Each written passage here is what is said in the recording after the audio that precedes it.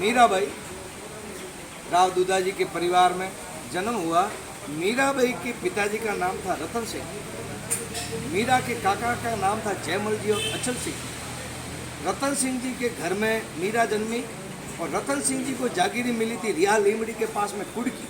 मीरा का जन्म हुआ था कुड़की में और मीरा दिखने में इतनी सुंदर थी कि वो दादाजी के पास में ही पाली पहुंची।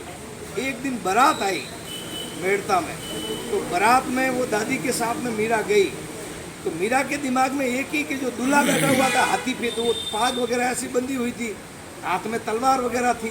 तो उसने बोला कि मुझे तो दादी ऐसे ही वर चाहिए, मुझे भी चाहिए। जिद पकड़ ली, राजघराने की बेटी है, रो रही है।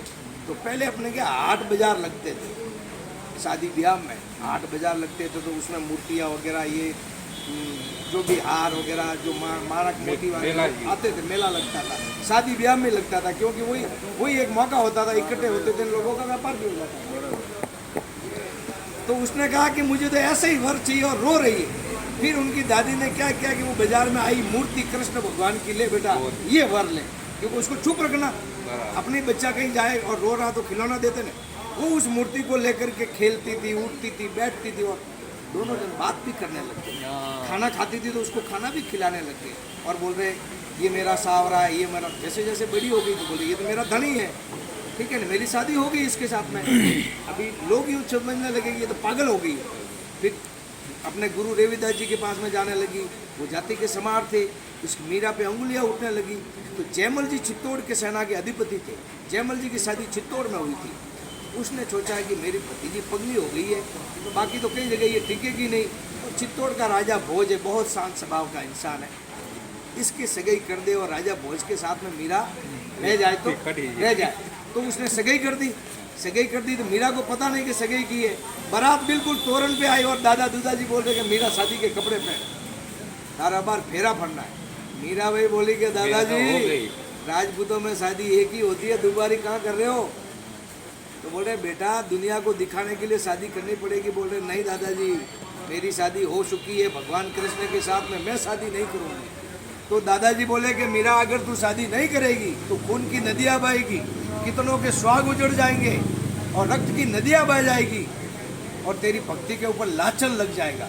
तेरे को फेरे तो फरने पड़ेंगे और शादी करनी पड़ेगी, क्योंकि एक शर्त है, कृष्ण भगवान की मूर्ति को साथ में लेके फेरे फरूंगी।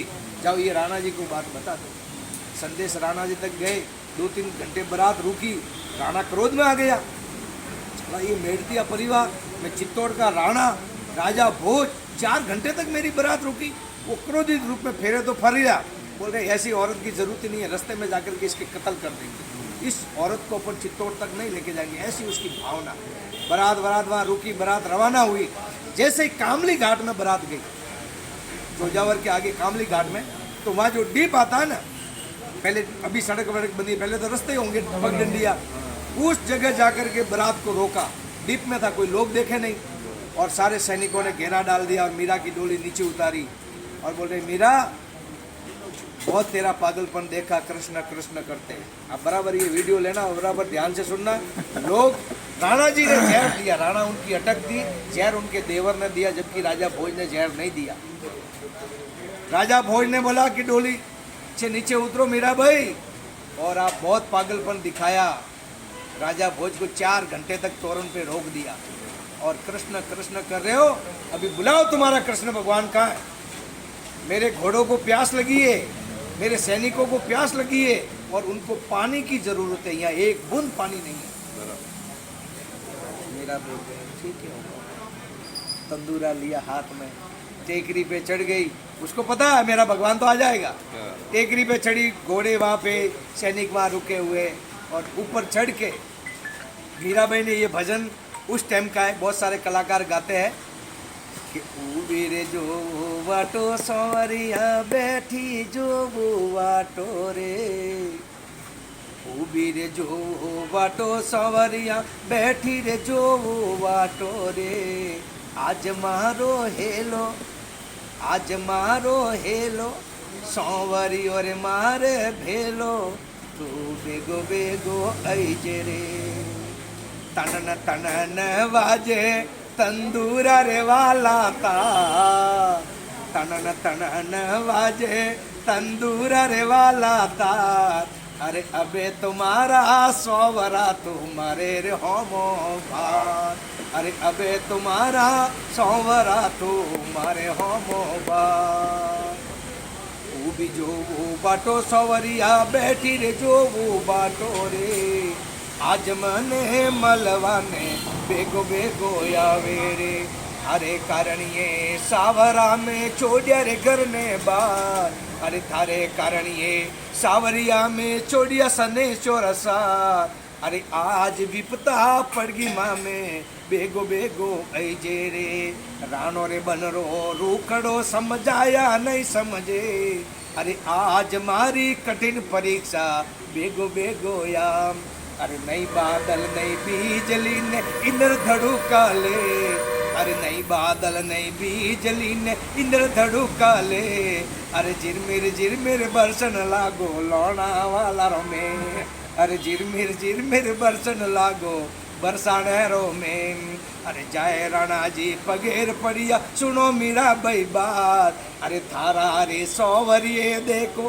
किदा आनंद अपार, अरे हाथ जोड़ू थार पगला पड़ू नमू बारंबार।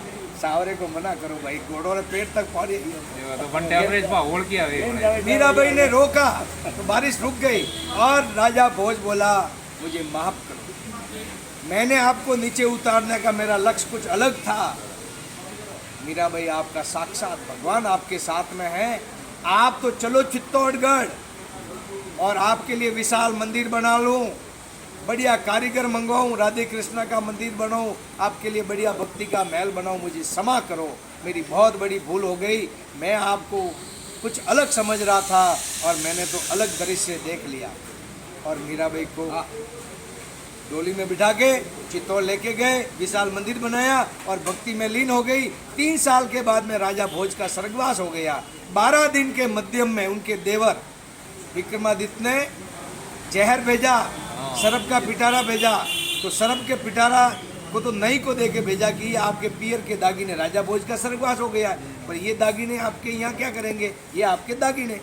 और जब मीराबाई अगर ये चित्तौड़ छोड़ के नहीं गई और राजगादी पे बैठ गई तो इसलिए उस देवर ने सोचा कि भाभी जी का 12 दिन में खात्मा कर लो। तो उन्होंने पुरोहित जी को बोला कि पुरोहित जी ये सरनामत मीराबाई को दे दो और मीराबाई को कहो कि वृंदावन से ये सरनामत आया है आपका, भगवान कृष्ण ने भेजा है। और वो रोज़ भगवान भेजते थे और पुरोहित जी लेके देते थे। पुरोहित जी ने बोला कि मैं ऐसा अपराध नहीं करूँगा, इसमें जहर है, मेरे हाथ से मैं जहर नहीं पिलाऊंगा, ये पुरोहित का धर्म नहीं है।